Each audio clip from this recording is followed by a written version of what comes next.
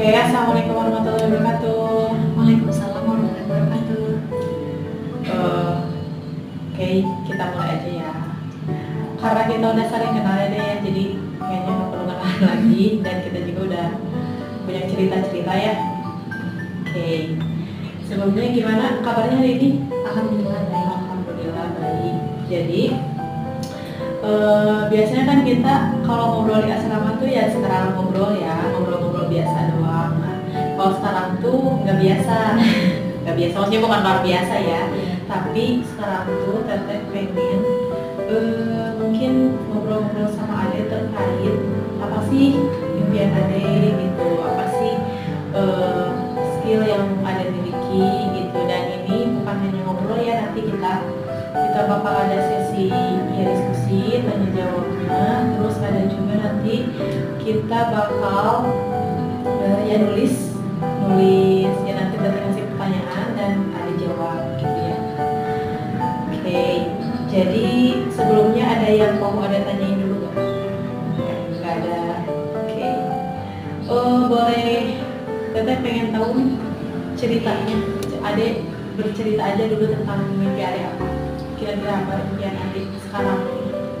Untuk sekarang sih mimpi Ade punya cita-cita ingin menjadi rektor di rektor sampai ya. Tapi itu gimana ya? Asa tidak mungkin kan? Tidak mungkin. Ya, kalau mungkin ya banyak hal gitu. Terus Ade punya cita-cita ingin menjadi wartawan gitu. Wartawan, itu ceritanya. Ya, terus kalau jadi wartawan gimana? Tapi punya apa ya? Nah sekarang kita masuk ke sesi 1 ya. Karena dia ada beberapa sesi juga. Jadi di sesi yang pertama ini kita bakal identifikasi peristiwa yang pernah ada alami. Nah, yang pertama ada peristiwa negatif, maksudnya peristiwa kejadian-kejadian yang pernah ada alami yang itu bisa sakit dan kemudian ada itu apa sih peristiwanya. Kemudian yang kedua itu ada perasaan putus asa. Nah, perasaan putus asa ini maksudnya pernah nggak sih ada di kondisi yang benar-benar ada kehilangan harapan dan ada itu stuck nggak bisa menyelesaikan soal itu. Dan oke, kalau ada yang mau ditanya tanya aja ya. Kalau udah selesai diam aja. Kemudian yang berikutnya Teteh minta Ade buat ceritain apa sih ketidakmampuan yang Ade punya gitu. Jadi ada apa?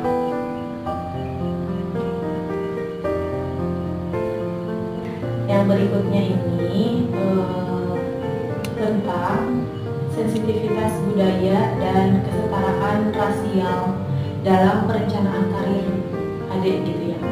Dan Teteh mau nanya nih, apa ada sih gitu ya nilai-nilai budaya yang menurut Ade penting dan yang masih Ade pegang sampai sekarang? Ada nggak sih nilai budaya itu? Boleh ditulisnya.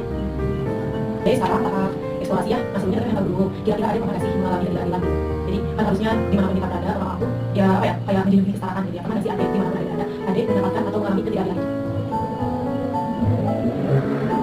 Nah terkait jaringan yang inklusif ini gitu ya, inklusif itu yang tadi yang saling terbuka, saling menghargai gitu ya. Kira-kira ada nggak sih manfaatnya gitu ya yang bisa Ade miliki kalau misalkan Ade punya jaringan yang inklusif ini? Kalau ada boleh tulis. Oke, kita masuk ke sesi berikutnya ya. Ini instrumen yang keempat. Oke, Kawan-kawan mah dibicarakan oleh Pak Ibu ya. Jadi kalau misalkan ada yang mau berkembang, semuanya lagi berkembang pelan-pelan. ya Jadi ada rasa minder. pasti sakit banget ya karena emang kita ke sesi berikutnya deh ya. Jadi kan tentu ya pengalaman-pengalaman yang Ade jalani pasti ada 5, pasti ada pelajaran yang Ade dapat gitu ya. Nah di pengalaman-pengalaman hidup itu tadi yang seperti udah tadi bilang ya, pasti aja ada skill yang baru gitu yang Ade dapetin atau kompetensi yang baru yang Ade dapetin gitu ya. Pengalaman misalkan tadi itu kan pernah dikucilkan gitu ya, otomatis kalau kita pernah dikucilkan tadi yang Ade bilang sendiri biasanya aku bergantung orang. Sedangkan setelah aku mengalami hal itu, Ade jadi salah sendiri, jadi salah sendiri, jadi berani coba hal baru gitu, berani untuk diri sendiri gitu, apapun. Dan Ade juga lebih ke bodo amat gitu ya, memikirkan pendapat orang gitu ya. Jadi Ade lebih mencintai diri sendiri. Sekarang coba kita pakai metode STAR ya. Nah metode STAR ini untuk menganalisis pengalaman gitu. Jadi di metode STAR ini bisa kita bagi 1 dan ada S. S ini adalah situasi. Jadi situasi apa gitu yang pernah dialami. Terus yang T-nya itu tugas. Nah ketika mengalami situasi itu apa sih pernah gitu ya. Kemudian aksi, tanya itu aksi yang sini. Nah ketika mengalami peristiwa itu apa sih yang ada gitu ya. Oke. Kemudian ada R. R itu di sini hasil. Apa sih hasilnya gitu ya? Hasil apa atau apa yang didapat dari situasi tersebut? Boleh ada tulisin STAR ini dengan cara menjawab soalnya.